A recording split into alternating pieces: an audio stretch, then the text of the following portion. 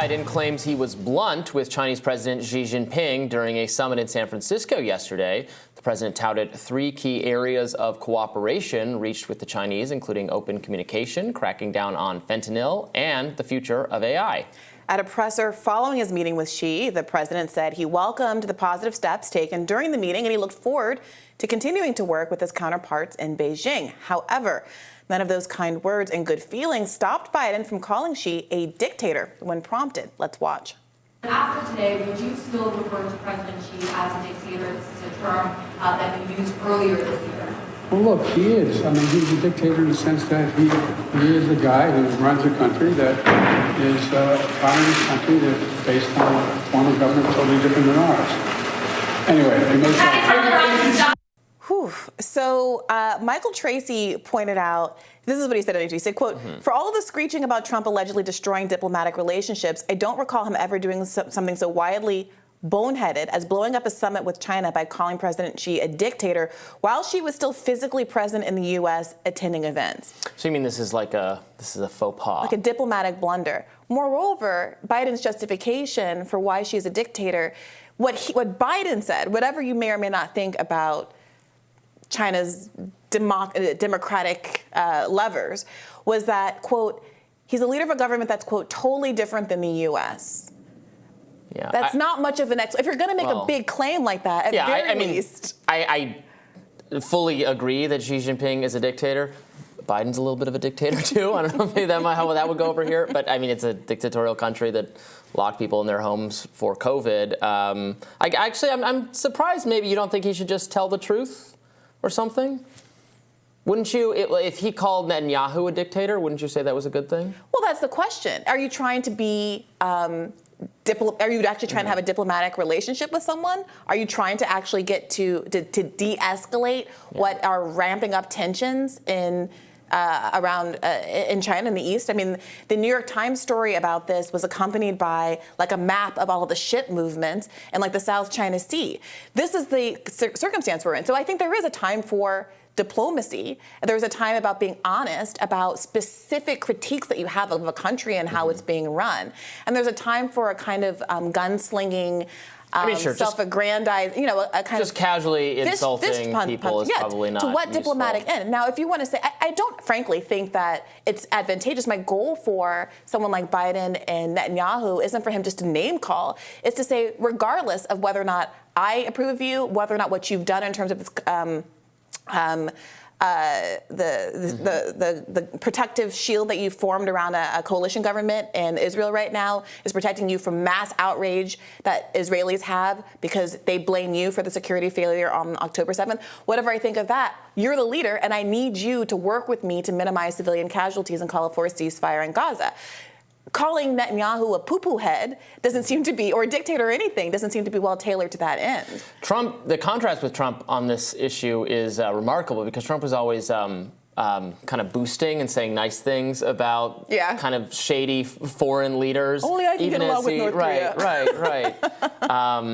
and Putin and so on. Yeah. That's kind of his style, is like a folksy camaraderie, even the policies might be totally different. But that's what works if you're trying to have good relations with the leaders of other countries. I honestly think that's right. It shows that Biden doesn't really know what he's doing, frankly. Or he's just too old, and we're going to give him 4 more years of this, I guess, is what the Democratic Party has decided. So that's wonderful. And I don't know if we have it, but many people also were circulating a video of a reaction shot of Antony Blinken and what his face and body was doing when Biden reacted to that statement. Now, obviously, internally, it was the F word.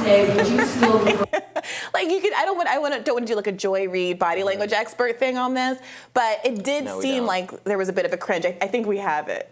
President, after today, would you still refer to President Xi as a dictator? This is a term that you used earlier this year. Well, look, he is. I mean, he's a dictator in the sense that he is a guy who runs a country that is a communist country that's based on a form of government totally different than ours. Anyway, I wouldn't want to have to keep cleaning up Biden's gaffes. Well, so this was already kind of a controversial visit. We talked about it previously that California got really cleaned up for Xi Jinping's visit. Can't get cleaned up for just Americans' own comfort and to deal with the homeless and drug addiction problem. But we're rolling out the red carpet for this dictator from across the pond. Yeah, I mean, the thing is about the way that she presents to the world. I doubt he's not one of these leaders who's going to say something shady or inappropriate or continue to escalate. I think there are people who present themselves as more rational actors, and then we have Joe Biden. And the irony is that we were told for years that Donald Trump was the one that was going to be the bull in the china shop, ruining all of our geopolitical relationships. And that's not to say that he didn't have some blunders, moving the consulate to Jerusalem, all of these kinds of provocations. He was not innocent. But I do think that the contrast between someone like Joe Biden and someone like Donald Trump is blurring. And Xi is a famously petty and vindictive individual, to be clear. The whole Winnie the Pooh thing. The character Winnie the Pooh? Yeah. Winnie the Pooh is banned in China because people made fun of that they have a... Similar. You could draw the cartoon in a way. It has a similar head size to Xi Jinping. So there's no Winnie the Pooh in China for that reason. So That's pretty outrageous. We'll see how this continues. But the issues they were talking about are indeed important. The fentanyl problem, the AI, obviously China ripping off our patents and copyrights and those kinds of things. These are major issues in the Republican primary. The perception that Joe Biden and Democrats more broadly are not handling China the right way. Obviously, the promise of China liberalizing once it has more economic involvement with the Western world has not materialized whatsoever. That kind of idea that they would naturally cast off authoritarianism has actually their authoritarianism.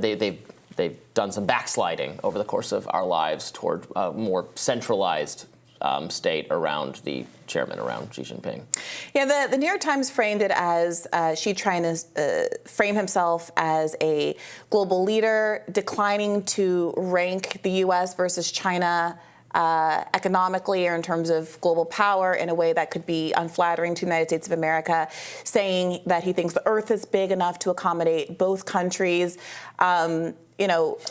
casting itself as quite a responsible global leader looking out for the interests of all nations.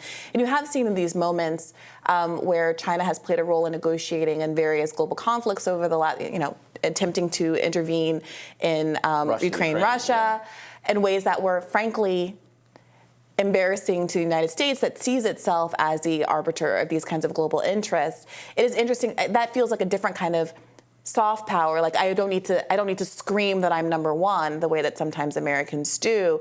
It's just doing the thing. It'll be interesting to see how this relationship continues to evolve. Is Biden's comment a reflection of a kind of insecurity or defensiveness as it feels itself increasingly being compared to a country like China and not in the flattering way that we're used to? Yeah, the U.S. is no longer the world's sole great power. We absolutely share that status with China, and that's a reality we're going to have to live with for the foreseeable future and try to de-escalate tensions so we don't have war, while at the same time fixing some of these problems for which China is responsible.